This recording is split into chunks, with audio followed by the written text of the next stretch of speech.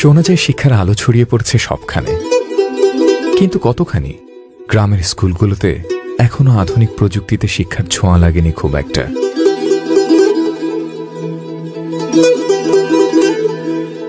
তবে বগুড়ার সোনাতলা এলাকার টিএম মেমোরিয়াল একাডেমির গল্পটা একটু আলাদা।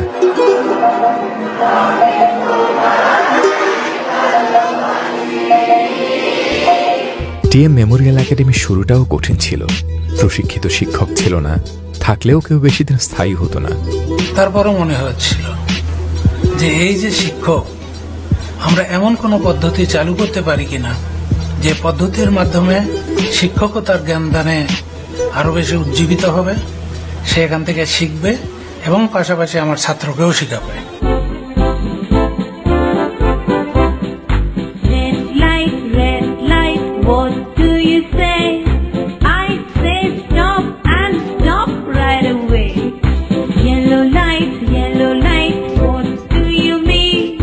কিন্তু পড়াশোনায় ডিজিটাল প্রযুক্তির সংযোজন স্কুলটাকে নিয়ে গেছে নতুন উচ্চতায়।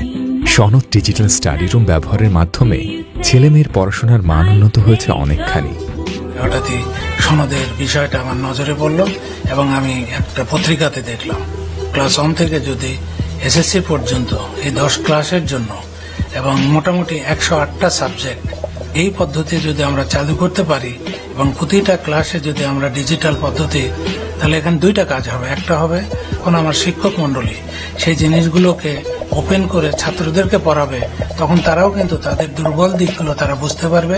দ্বিতীয়ত আমার ছাত্ররাও বুঝতে পারবে। এটা আমার মনে হয় বাংলাদেশের শিক্ষাক্ষেত্রে একটা আমূল পরিবর্তন আসবে এবং তাতে করে দেশ এবং জাতি, বিশেষ করে আমরা যে মানসম্পন্ন শিক্ষা জাতিকে দিতে চাচ্ছি, সেটা হয়তো বা দিতে সমর্থ হব। স্কুলের সার্বিক ফলাফলের উন্নতিও চোখে পড়বার মতো। আমি আমার সন্তানকে নিয়ে স্বপ্ন দেখতে আর ভয় পাই না। আমার সন্তান এখন কম্পিউটার প্রযুক্তির মাধ্যমে লেখাপড়া করছে।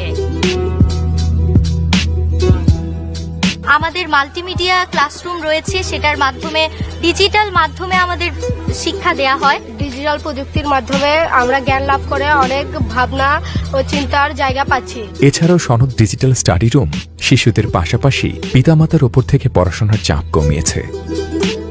যেসব বাচ্চা স্কুলে যেতে অক্ষম, সনদ ডিজিটাল ক্লাসরুমের মাধ্যমে স্কুলই পৌঁছে গেছে তাদের ঘরে।